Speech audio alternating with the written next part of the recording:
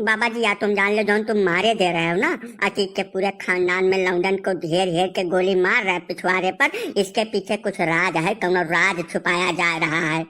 अब हम छोड़ूंगा नहीं, जड़ तक जाऊंगा, एकदम खोद के निकालूंगा कौन सा राज है इसके पीछे। इतना बताए दे रहा हूँ, हमको हल्का में लेने की कोशिश न कर देना तुम बाबा। ना ना पति चढ़वा, इतना नहीं उपट के बोलते हैं बेटा। हम समझ रहे हैं कि तुम्हारे जीजा और मौसिया दोनों हैं अतीक के घर में। परेशान ना हो। ऐसा है कि लोग कुछ ज्यादा ही उत्पात मचाए थे, तो अब इनको तो इनकी जिंदगी खत्म हो चुकी, इनका कागज और वैलिडिटी दोनों समाप्त हो चुका है। ऐसी स्थिति में जैसे वैलिडिटी खत्म हो गई, तो अब रहेंगे एक्सपायरी डेट के, ज्यादातर नुकसान पहुंचाएंगे समाज को, दुनिया को, पब्लिक को।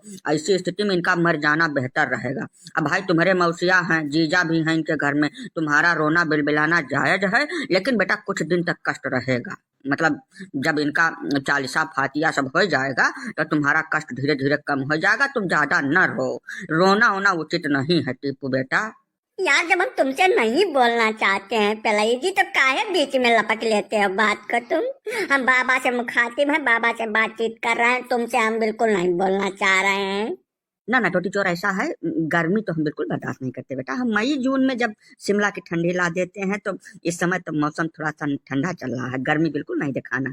अब रही खटीक की बात, तो खटीक को तो अब कसम खा लिए हैं। हमारी जो कसम है वो विख्यात है, जैसे भीष्म पितामह कसम लेते थे ना, वैसे हम भी कसम लेते हैं। इनको में किसी को नहीं छोड़ेंगे, जीवित छोड़ेंगे ही नहीं, किसी को मिट्टी में मिला देंगे। इनकी ससुराल, इनकी मौसी का, बुआ का, जितना रिश्तेदार है इनके, इनका काम खत्म करके ही दम लेंगे अब। या लिए तुमको जितना रोना है वो रो लो, तुम्हारे रोने पे कोनो रोक छेक नहीं है। जब तक तुम्हारा नंबर नहीं आता है तब तक तुम प्रेम से रो लो, जितना रो सकते हो, ठीक है। क्योंकि उसके बाद डायरी में तुम्हारा भी तो नंबर है बेटा। टेंशन नहीं लेते हैं, ऐसा छेड़ते नहीं है। नाग जब सो रहा हो तो उसको बिल्कुल नहीं छेड़ते हैं, नहीं बर्बाद हो जाओगे। अरे भैया हमारी जिंदगी बख्श दो। हम और कुछ नहीं, अपनी जिंदगी की भीख मांग रहे हैं, हमारी जिंदगी बख्श दो।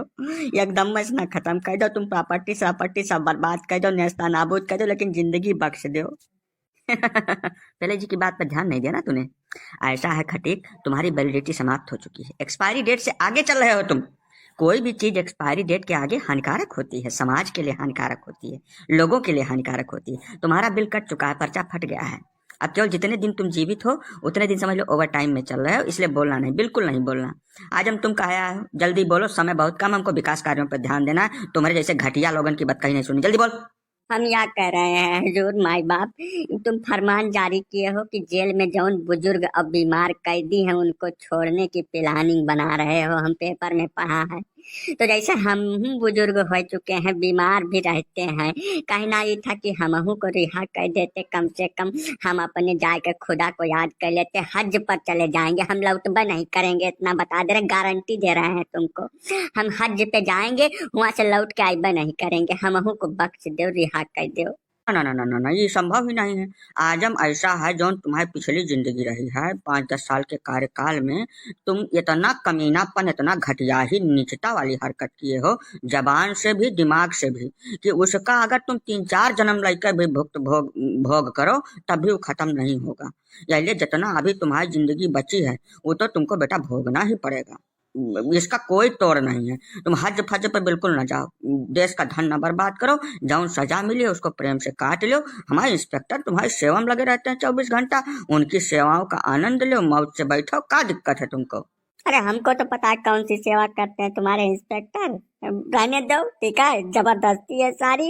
अरे तो जबरदस्ती है समझ लो। ऐसा है, तुम्हारा जब समय था तुमने पानी नहीं मूता बेटा, आग मूती है, तो अब उसका भुगत भोग तो तुमको करना है ना पूरी तरीके से।